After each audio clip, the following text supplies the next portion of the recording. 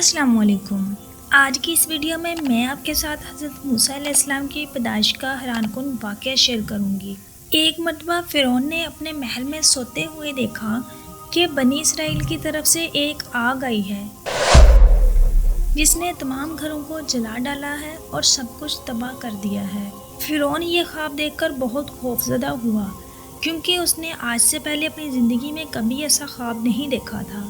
جب صبح ہوئی تو اس نے اپنے محل میں تمام بڑے علم رکھنے والوں اور نجومیوں کو بلوایا اور انہیں اپنا سارا خواب سنا کر کہا کہ مجھے اس کی تعبیر بتائی جائے۔ تمام نجومیوں نے اپنے اپنے علم کے حساب سے اس خواب کی تعبیر نکالی اور پھر فرعون کو بتایا کہ تمہارے مصر میں ایک ایسا بچہ پیدا ہوگا جو تمہارا سب کچھ چھین لے گا اور یہاں تک کہ تمہیں خدا بھی نہیں مانے گا، اور وہی بچہ تمہاری موت کی وجہ بھی بنے گا۔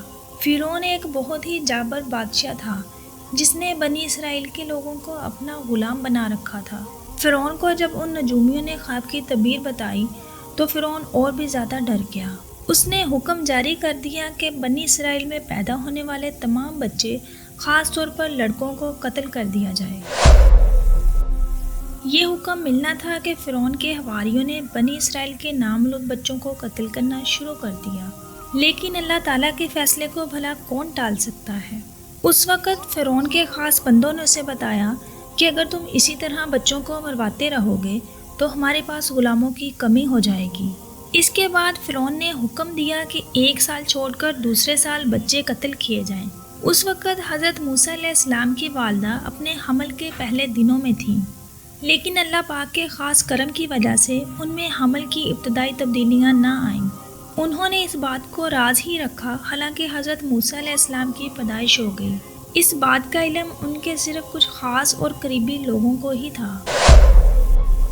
یہاں دوسری جانب فرعون کے نجومیوں نے فرعون کو اس بات کی خبر دی کہ وہ بچہ پیدا ہو چکا ہے جس کا تمہیں خواب آیا تھا۔ فرعون نے اپنے سپاہیوں کو حکم دیا تو وہ پاگلوں کی طرح اس بچے یعنی حضرت موسیٰ علیہ السلام کو ڈھونڈنے لگے۔ حضرت موسیٰ علیہ السلام کے بھائی حضرت ہارون علیہ السلام امن والے سال میں پیدا ہوئے تھے، مگر حضرت موسیٰ علیہ السلام قتل والے سال میں پیدا ہوئے تھے۔ حضرت موسیٰ علیہ السلام کی والدہ بہت پریشان تھیں کیونکہ شاہی محل کے جاسوس حضرت موسیٰ علیہ السلام کو ڈھونڈ رہے تھے، لیکن اس کے باوجود بھی حضرت موسیٰ علیہ السلام کی والدہ نے ہمت نہیں ہاری اور آپ کی حفاظت کرتی رہیں۔ پھر ایک دن اللہ تعالیٰ کی طرف سے ان کے دل میں خیال آیا کہ صندوق کی طرح کا ایک تابوت بنایا جائے اور اس میں حضرت موسیٰ علیہ السلام کو چھپا کر دریائے نیل کے پانی میں بہا دیا جائے۔ لہٰذا آپ کی والدہ نے ایسا ہی کیا، انہیں صندوق میں ڈال کر دریائے نیل کی طرف چھوڑ دیا،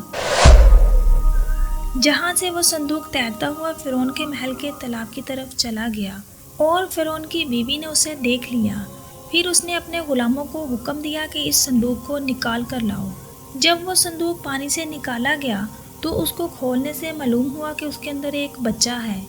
کیونکہ فرعون کی بیوی کا اپنا کوئی بچہ نہیں تھا، اس لیے اس نے یہ فیصلہ کیا کہ وہ اس بچے کو اپنے بیٹے کی طرح پالے گی، اور یوں ہی وہ بچہ ان کے محل میں بڑا ہو گیا اور اس نے اللہ تعالیٰ کی وحدانیت کا اعلان کیا اور فرعون کی جھوٹی خدائی کے دعوے کو نیست و نابود کر دیا، اور اسی طرح فرعون اپنے انجام کو پہنچ گیا اور پوری دنیا کے سامنے عبرت کا نشان بن گیا۔